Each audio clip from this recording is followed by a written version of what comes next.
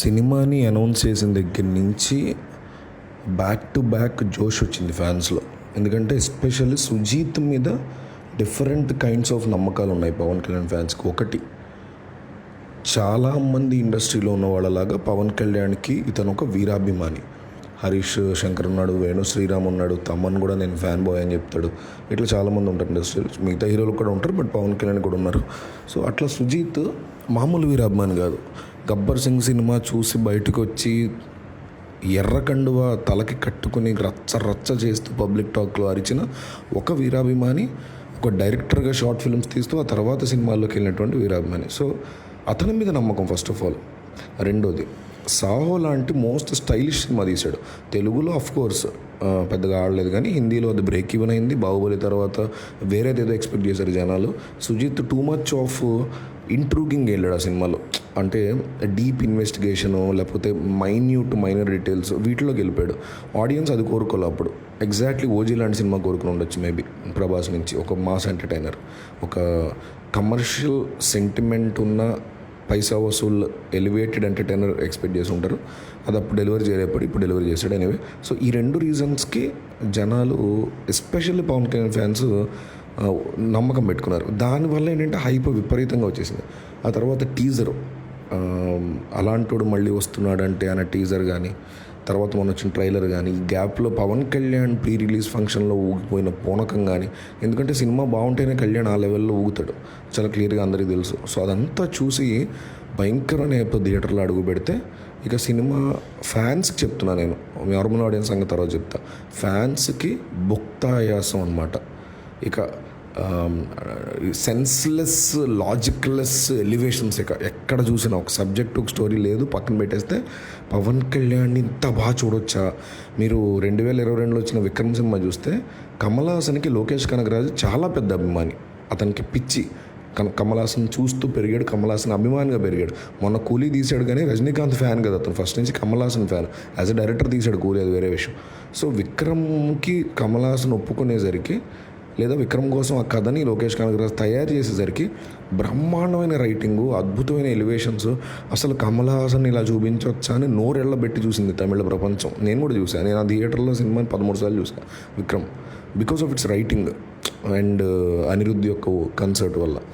So అట్లాగా విక్రమ్ ఎట్లా అయితే లోకేష్ కనగరాజ్ ఒక బిగ్గెస్ట్ ట్రిబ్యూట్ అని చెప్పుకోవచ్చు కమల్ హాసన్ విషయంలో, పవన్ కళ్యాణ్కి బిగ్గెస్ట్ ట్రిబ్యూట్ అని చెప్పుకోవచ్చు సుజీత్ ఇచ్చింది. ఎస్పెషల్లీ కళ్యాణ్ ఫ్యాన్స్కి ఇచ్చింది. నార్మల్ ఆడియన్స్కి this is a normal movie, season పరంగా ఫెస్టివల్ పరంగా ఒక్కసారి చూసి వస్తే సరిపోతుంది తప్ప, ఫ్యాన్స్కి మాత్రం రిపీటేటివ్ స్టఫ్ ఉంది. చక్కగా భయంకరంగా ఎంజాయ్ చేస్తారు, అందులో క్వశ్చనే లేదు. ఇక ఈ సినిమా ఆడడానికి గల బిగ్గెస్ట్ కారణం, నాకు పర్సనల్ లెవెల్లో ఈ సినిమా విపరీతంగా నచ్చింది ఎక్కడయ్యా అంటే, ఫస్ట్ ఆఫ్ ఇంటర్వెల్ బ్యాంగ్ కూడా నాకు పెద్ద సూపర్ అని నచ్చల, బట్ జనాన్ని చూడడానికి, జనానికి నచ్చడానికి ఆ ఇంటర్వెల్ బ్యాంగ్ చాలా పెద్ద కారణం.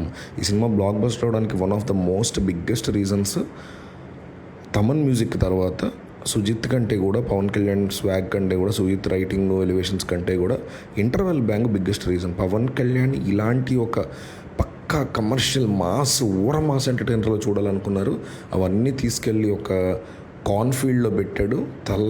ఓకే చెప్పకూడదు కదా, ఓకే స్పాయిలర్ అలర్ట్. సో అద్భుతంగా చూపించాడు ఆ ఇంటర్వెల్ బ్యాంగ్. అయిపోయిందా.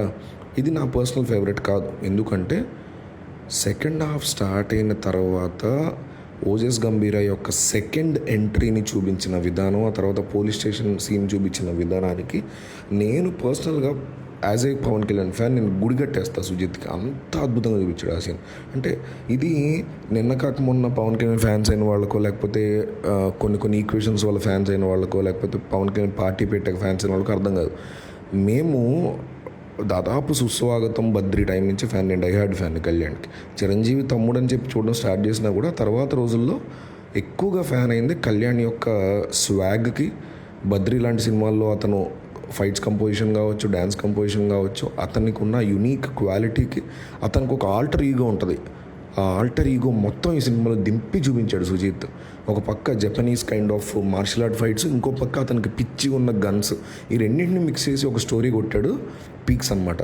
సో అయితే ఏం చెప్తున్నా, పోలీస్ స్టేషన్ సీను నాలాంటి కల్ట్ పవన్ కళ్యాణ్ ఫ్యాన్స్కి మెంటల్ ఎక్కిచ్చేస్తుంది. ఈ ఒక్క సీన్ చాలు. నేను 1500 ఖర్చు పెట్టుకుని వెళ్ళా కాంబో ఆఫర్లో. ప్రీమియర్ నైట్కి.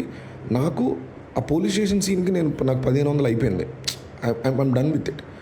ఆడియన్స్కి ఎట్లా అనిపిస్తుంది అనే పర్స్పెక్టివ్లో నేను ఈ వీడియోస్ చెప్తున్నా తప్ప as a Kalyan fan over the years భయంకరమైన సాటిస్ఫాక్షన్ వచ్చేసింది. ఆ సీన్ అంత బాగా తీయొచ్చా, పవన్ కళ్యాణ్ ఇంత బాగా చూపించచ్చా, ఒక కళ్యాణ్లో ఉండేటువంటి ఒక స్వాగ్, యాటిట్యూడు, ఆల్టర్ ఈగో వీటన్నిటిని బయటికి తీసుకొచ్చి మిక్స్ చేసి కరెక్ట్ సీన్లో ప్లేస్ చేస్తే దావడే అనే ఆ సీన్ని ఇప్పుడు తలుచుకున్నా కూడా గూజ్ బంప్స్ వస్తున్నాయి. అంత బాగా చూపించాడు కళ్యాణ్ స్వాగ్. ఇక్కడ సీన్ కాదు, కళ్యాణ్ యొక్క మైండ్ సెట్ని, అతనికి ఉండే పొగర్ని, అతనికి ఉండే ఒక యాటిట్యూడ్ని ఆ క్యారెక్టర్లోకి దింపి, ఓజస్ గంభీర్ అనే క్యారెక్టర్లోకి దింపి చూపించిన విధానానికి నాలాంటి కల్ట్ ఫ్యాన్స్ పిచ్చెక్కిపోతారు. నెంబర్ 1. నెంబర్ 2, మిగతా సీన్లో నాలాంటి కల్ట్ ఫ్యాన్స్ పెద్ద ఏమైపోరు, ఎందుకంటే ఇంత ఓవర్ ఎలివేషన్స్ వేసాడు అనుకుంటాను. నేనైతే అది అనుకున్నా. ఒకటి మిగతాది ఈ రీసెంట్ టైమ్స్లో ప్రతి హీరోకి రీసెంట్ టైమ్స్లో ఫ్యాన్స్ ఉంటారు, ఫస్ట్ నుంచి ఫ్యాన్స్ ఉంటారు. సో రీసెంట్ టైమ్స్లో ఫ్యాన్స్ అయిన వాళ్ళకి సినిమా మొత్తం కూడా ఇందాక చెప్పినట్టు ఒక బొక్తా ఆయాసం, ఇదొక సెకండ్ రీజన్. మూడోది, నార్మల్ ఆడియన్స్కి కనెక్ట్ అయ్యే పాయింట్ ఏంటంటే సినిమాలో ఇతని ఓకే మళ్ళీ స్పాయిలర్ అలర్ట్ వస్తుంది. సో శ్రీయారెడ్డి, ఆమె కొడుకు, ఆమె భర్త, వీళ్ళకి సంబంధించినటువంటి ఫ్లాష్ బ్యాక్ ఎపిసోడ్, ఇది biggest reason cinema block buster అవ్వడానికి. రెండోది ఇంటర్వెల్ బ్యాంగ్. ఈ రెండింటికి ఆడియన్స్ డెఫినెట్లీ కనెక్ట్ అయిపోతారు. క్లైమాక్స్కి వాటికి పెద్దగా అవ్వకపోయినా ఈ 2 రీజన్స్ వల్ల సినిమా పీక్ ఆడుతుంది, పీక్ వర్కౌట్ అవుతుంది. అయితే సినిమా గొప్పది కాదు, టైం గొప్పది. ఇక్కడ ఏంటంటే దసరా హాలిడేస్ వచ్చాయి, కంప్లీట్గా గ్రౌండ్ ఎంటీ ఉంది. మిరాయి లిటిల్ ఆర్ట్స్ వెళ్ళిపోయింది ఆల్మోస్ట్ చాలా వరకు. మిరాయి ఒకటి రన్ అవుతుంది, మిరాయి నెక్స్ట్ వీక్ డౌన్ అవుతుంది, ఆ నెక్స్ట్ వీక్ పండగ. సో ఈ మూవీ అప్ అయిపోతుంది. సో చాలా తెలివిగా ప్లాన్ చేసుకున్నారు. బ్రేక్ ఈవెన్ డెఫినెట్లీ అవుతుందో నేనైతే నమ్ముతున్నా, చూద్దాం ఏమవుతుందో. ఎనీవే నాకైతే ఇవి రీజన్స్ అనిపించాయి ఈ సినిమా బ్లాక్ బస్టర్ అవడానికి. మీరు చూస్తుంటే మీరు అనుకున్న రీజన్స్ ఏంటి, ఎలాగా అనేది ఒకసారి కామెంట్ చేయండి.